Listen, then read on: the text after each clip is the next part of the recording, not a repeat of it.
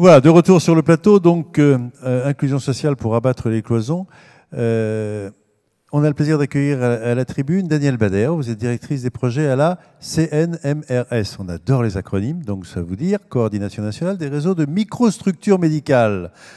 À ses côtés, Denis Leguet, vous êtes président de Santé Mentale France, et Jean-Paul Hamon, qui est médecin généraliste, homme de terrain à Clamart, que vous connaissez parce qu'il s'exprime très souvent. Et c'est toujours intéressant. Alors, juste avant d'aborder l'inclusion sociale, j'avais envie de redonner la définition. Action positive pour changer les circonstances et les habitudes qui conduisent ou ont conduit à l'exclusion sociale. Voilà. Je crois que c'est un élément qui est important pour bien citer le cadre du débat. Alors, Daniel Bader, je pense que je voudrais commencer par vous. Parce que les microstructures, quand on dit le mot comme ça, on ne comprend pas bien ce que c'est. On ne connaît pas forcément. Je vous avouerai que moi-même, avant de préparer ces rencontres, je ne connaissais pas ces microstructures. Donc d'emblée, c'est quoi? Alors, une microstructure médicale, c'est une modalité de travail en médecine générale, en médecine de ville, qui vise la constitution d'une équipe thérapeutique au sein même des cabinets médicaux et de médecins volontaires pour entrer dans cette autre ou cette nouvelle pratique de la médecine générale. Et cette équipe thérapeutique, elle va être composée d'un psychologue et d'un travailleur social. On parle d'inclusion sociale et pour moi, le travailleur social peut faire partie intégrante du soin. C'est prendre en compte l'environnement des patients. Quand les patients sont confrontés à des situations de grande précarité, voire d'exclusion sociale, c'est extrêmement important pour que le patient puisse investir un peu plus sereinement son parcours de soins. Donc à l'heure actuelle, il y a 150 cabinets en France qui fonctionnent sur ce modèle. Ça fait 403 médecins généralistes. C'est ça. Comment ça fonctionne? C'est-à-dire, en fin de compte, le médecin généraliste, et on va demander après, bien sûr, à Jean-Paul s'il connaissait ces structures, c'est le médecin généraliste qui dit « j'ai envie que, j'organise une demi-journée, je mets tous mes consultants au même moment, je vois ces consultants avec les deux autres intervenants ». Comment ça se passe concrètement?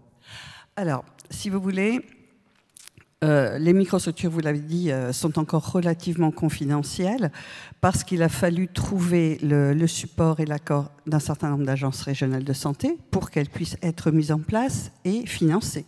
Donc, elles existent aujourd'hui dans 6 régions, elles n'existent pas encore ailleurs. Et le fonctionnement au quotidien... Quand vous dites financer, ça veut dire que pour le consultant, ça coûte absolument rien. Ça coûte la consultation médicale. Le médecin continue à être payé à l'acte, mais les interventions du psychologue et du travailleur social sont financées, sont prises en charge aujourd'hui par la CNAM. Bien.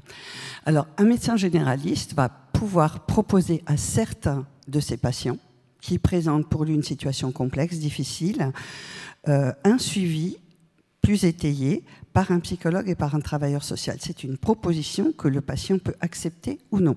À partir du moment où il l'accepte, il va y avoir ce qu'on appelle une consultation d'inclusion et le médecin va présenter le psychologue et le travailleur social, toujours les mêmes, qui viennent à son cabinet une fois par semaine au patient.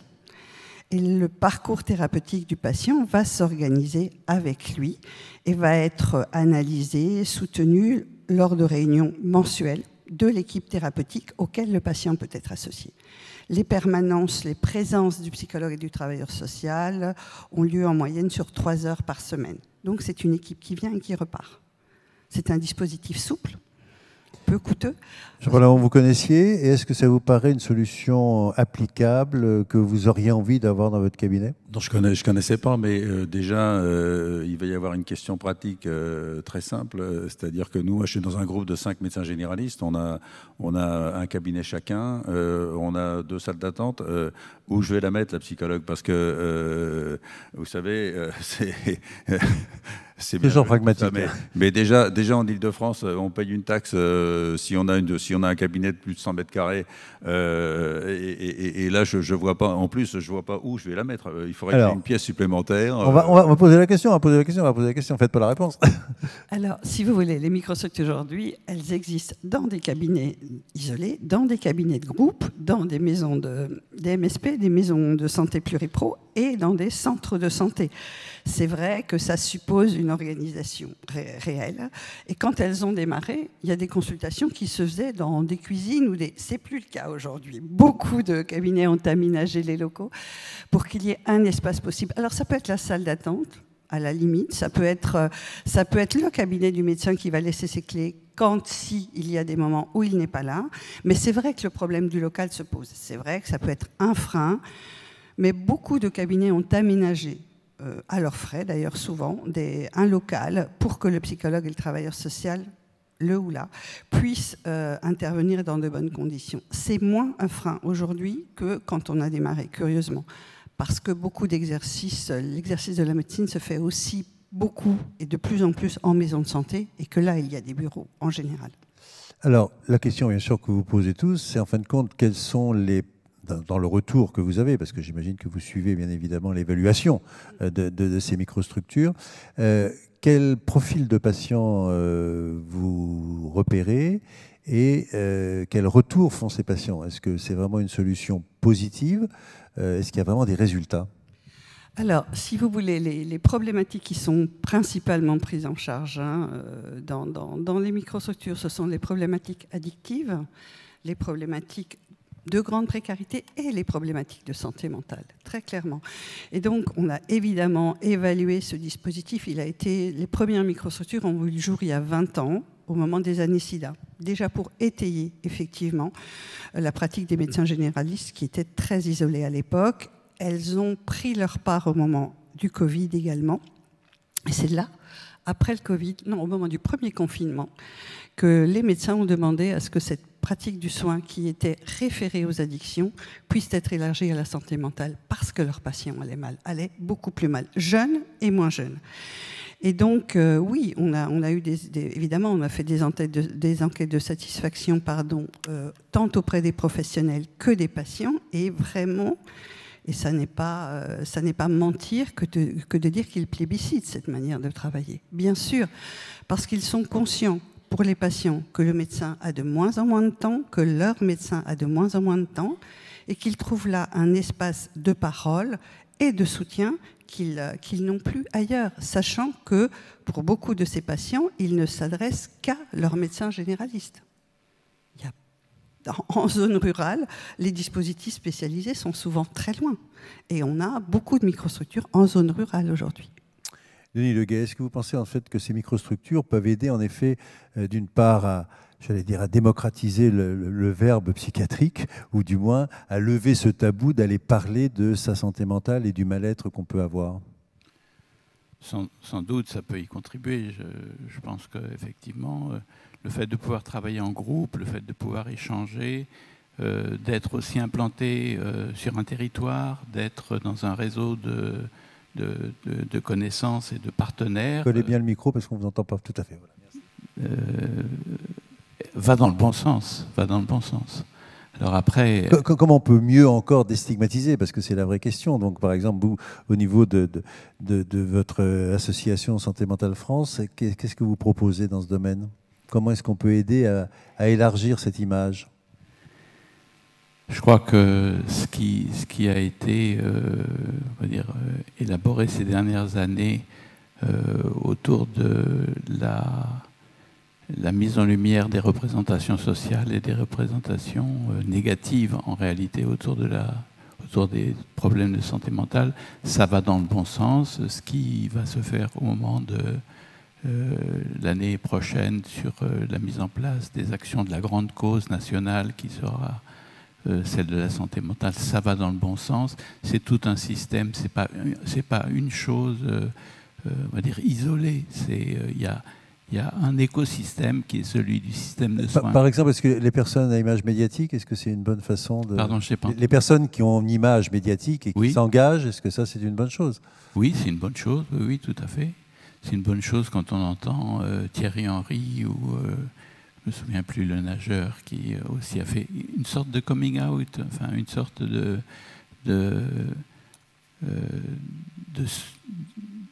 révélation de ce qu'il a pu vivre subjectivement et qui l'a fait souffrir.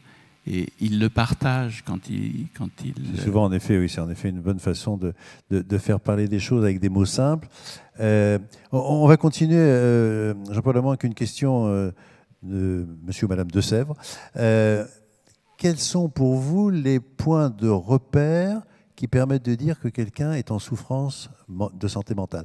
En d'autres termes, comment vous faites ce repérage? Comment vous arrivez à identifier quelles sont les plaintes qui vous disent « Ah, celui-là ou celle-là, il faut que je fasse quelque chose ».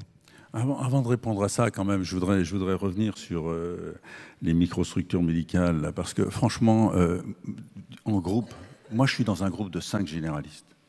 On assure une continuité des soins. On reçoit des internes depuis... Mon premier interne a pris sa retraite. Hein. Donc, on sait ce que c'est que de bosser en groupe. Seulement, là, votre structure, elle ne peut aller que dans des centres de santé, des gens qui ont de la place, qui ont des subventions, etc. Franchement, dans mon groupe, ça peut pas fonctionner. Et pourtant, vous n'allez pas le faire passer avec la marque. Et pourtant, c'est une idée qui est intéressante. Mais on est déconnecté de la réalité de terrain. Quand vous pensez que, par exemple, en Ile-de-France, le coût du mètre carré, il faut pouvoir... Non mais attendez, Jean-Paul Amand, attendez. Quand même. Là, ce qui est important, c'est que ce soit quand même le patient qui soit content du service, que les retours soient positifs. Non, mais attends, qu'il y ait un problème d'organisation, j'entends bien. Moi, je suis tout à fait d'accord pour que les patients soient contents du service. Ah, quand même. J'aimerais bien pouvoir en faire bénéficier. Ah, ben voilà. Mais dans quelles conditions? Et quand on voit que la santé mentale est une grande cause nationale, je me demande si ça se traduit dans le PLFSS qui est discuté actuellement. Donc c'est ça qui est important. Alors, et puis là, excuse-moi, mais la démographie est une chose quand même qui est absolument colossale. Nous, la France est en train de se désertifier de ses médecins. Tu dis que 47% des soignants ont des problèmes de santé mentale. Quand tu vois qu'on les traite depuis 7 ans, où on est en train de dégrader la condition de médecins généralistes, que les hôpitaux, il n'y a pas de moyens pour accueillir les gens. Allez, on va, donc, si vous voulez, on va parler de choses positives. Non, mais la démographie, écoute, excuse-moi, mais moi, dans ma commune, j'avais 6 psychiatres. J'en ai plus qu'un seul. J'ai vu une psychologue scolaire l'autre jour qui était dans un état lamentable physiquement et moralement. Elle est à mi-temps pour 2000 élèves. La médecine scolaire est la médecine la plus mal payée de France. Donc si tu veux, c'est bien joli de proposer des solutions, mais là, si tu mets pas un minimum de moyens, justement, la psychologue, vous avez proposé quoi? La psychologue, elle était en dépression. Et ben voilà, donc je comprends qu'elle soit en dépression, la malheureuse, parce que qu'en plus qu'elle est à mi-temps pour 2000 élèves. Non mais moi je trouve ça formidable ce qu'elle a fait, la petite Miela Bisbol, là, parce que c'est vrai que c'est comme une association de patients et ce qu'elle fait, c'est génial. Mais encore une fois, les soignants sont maltraités et de la qualité de la vie dépend la qualité de mes soins. Et ça, on semble bien l'ignorer au plus haut niveau.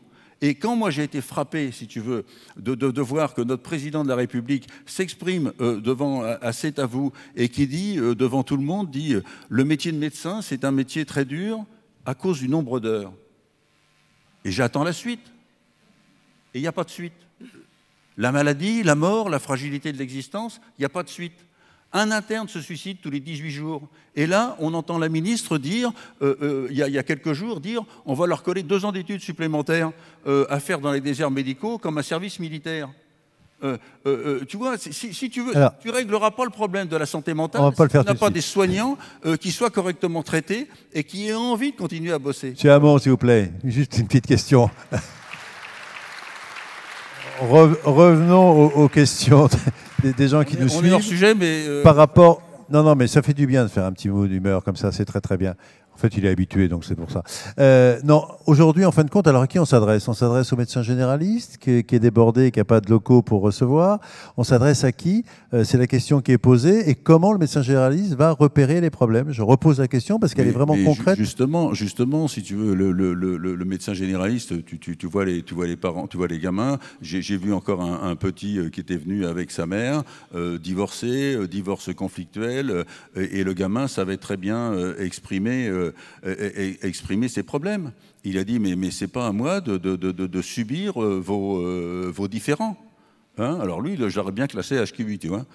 Mais il avait vraiment un discours qui était absolument clair sur son malaise. Donc si tu as quelqu'un de proximité, et le médecin généraliste, c'est le médecin de famille, il connaît les problèmes de la famille. Tu as des enfants, par exemple, qui ne veulent pas rencontrer leur père parce qu'elles ont peur de ce qui va se passer chez elles. Moi, j'ai fait des certificats. Si je fais un certificat disant que la gamine ne veut pas aller seule chez son père, il y a des raisons. Si je fais un certificat comme ça en disant que l'enfant ne veut pas être seul chez son père, je peux être attaqué par l'ordre et l'avocat du père a voulu m'attaquer à cause de ce certificat-là. Donc si tu veux, le médecin généraliste, c'est celui qui connaît la famille, qui connaît les problèmes, bien souvent, et ça, si tu veux, si le gamin il ne peut pas parler, s'il ne peut pas exprimer, et si nous, on ne peut pas défendre le gamin, ou défendre la mère, ou défendre le père aussi, hein, ça peut arriver, tu vois, l'enfant ne va pas aller bien. C'est des choses qu'on retrouve dans votre expérience? Oui, évidemment. Mais je crois que les propos du docteur Hamon sont justes. Enfin, la médecine générale, tout comme la psychiatrie, a besoin aujourd'hui d'être étayée, d'être plus et mieux financée. Mais ce que je vois, c'est qu'au niveau des jeunes médecins, aujourd'hui, ce qu'ils plébiscitent, c'est le travail en équipe. Ils ont besoin d'un étayage et pour éviter justement ce que vous décrivez, ces situations de burn-out qui arrivent aussi à des médecins généralistes et de façon, je crois, assez conséquente. Mais ce que je voulais dire, si vous voulez, c'est que pour ce qui concerne la prise en charge, en tout cas des addictions, des problématiques addictives en médecine de ville, il va y avoir généralisation du dispositif microstructure à partir du 2e semestre 2025. Donc j'espère que tout médecin généraliste qui souhaitera travailler dans le cadre d'une microstructure va pouvoir le faire sur l'ensemble du territoire français. Ça n'est pas acquis pour la santé mentale. Alors qu'il y a urgence, qu'il y a des demandes, que les microstructures santé mentale qui ont été expérimentées ont fait le plein très vite et ont donné effectivement des résultats en termes d'accompagnement satisfaisants pour les patients et pour les équipes et pour les médecins.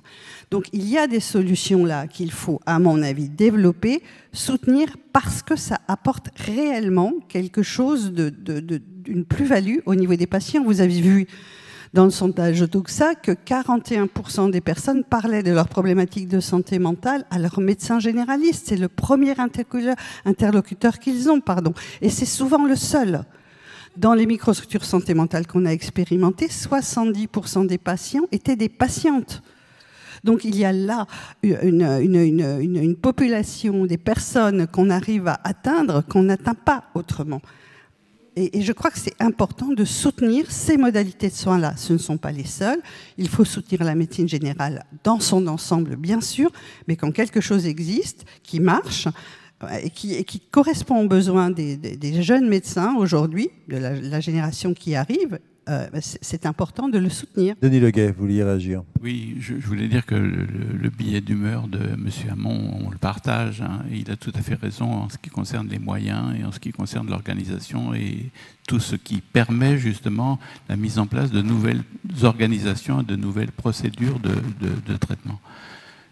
Et moi, je pense que vraiment, il y a une tendance lourde quand même aujourd'hui autour de l'organisation d'un travail de santé qui aille de la prévention au traitement et qui se fait en groupe et qui se fait en réfléchissant sur un territoire. Il y a des outils juridiques qui ont été donnés par la loi de modernisation du système de santé, etc.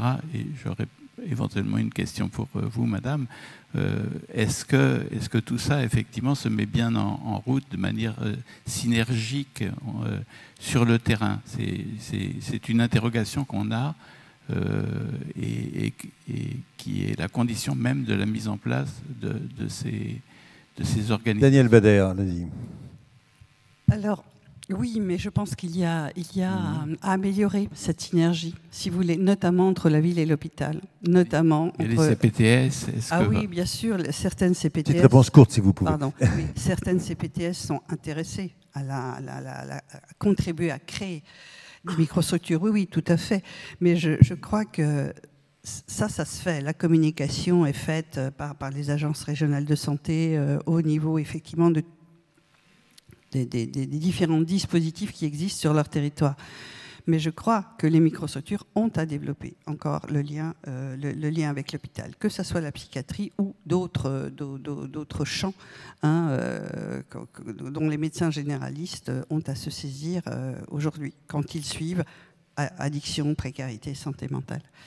Mais les partenariats se font, les CPTS sont au fait, effectivement, de plus en plus de ce que c'est qu'une microstructure. Oui. Mais il y a encore beaucoup de communication à faire à ce niveau-là. Daniel Bader, merci. Un petit mot, Jean-Paul Amand, et on va clôturer. Juste deux secondes, mais c'est vrai qu'on est confronté à la désertification. Moi, sur ma commune, j'avais 6 psychiatres, j'en ai plus un seul. J'en ai un. Pédopsychiatre, il est mort. Donc, c'est vrai que c'est. Mais alors, justement, à qui on s'adresse? Parce que c'est les questions qui reviennent. Là, il y a toutes les questions que j'ai là, mais vous êtes bien gentil, mais qui je vais voir? La difficulté, Alain, si tu veux, c'est que nous, quand on défend, quand on dit bon, il faut lutter contre la désertification. Si on dit qu'il faut donner des moyens aux médecins, on se fait traiter de corporatiste. Si on ose intervenir dans la fin de vie, on se fait traiter de paternaliste. Et là, vous venez de traiter de vieux con parce que je suis dans un groupe de 5 médecins généralistes, un groupe qui a été... Non, mais vous dites les jeunes médecins veulent travailler en groupe. J'ai pas vraiment entendu ça. Les jeunes médecins veulent travailler en groupe. Moi, je suis dans un groupe qui a été créé en 52 à l'époque où l'ordre des médecins trouvait que c'était pas bien de travailler en groupe parce que c'était commercial. J'y suis depuis 73 et j'aimerais bien avoir des paramédicaux, des psychologues, des infirmières azalées, etc. dans mon groupe. J'aimerais tellement ça. Mais quand pour acheter les 90 mètres carrés, il faut mettre 600 000 euros, si vous voulez... J'ouvre une cagnotte pour Jean-Paul Amand, si vous voulez bien. C'est tout. Merci beaucoup. On va en rester là parce qu'on a encore beaucoup... Je crois qu'on peut les applaudir, en effet. Ce dialogue était franc et massif. Voilà, on va passer à la session suivante, parce qu'on a pris un petit peu de retard, mais c'est tellement passionnant. Merci en tous les cas, madame, merci, messieurs. Et nous allons passer, en fait, aux addictions. Ouais,